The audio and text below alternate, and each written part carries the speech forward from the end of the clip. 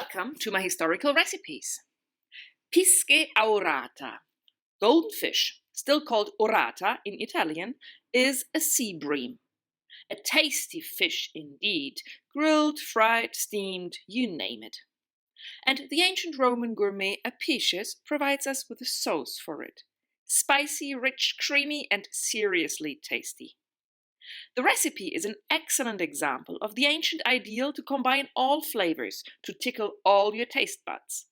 Because, according to the ancient humoral theory, or humorism, a well-balanced blend of tastes is a well-balanced meal, is a healthy meal.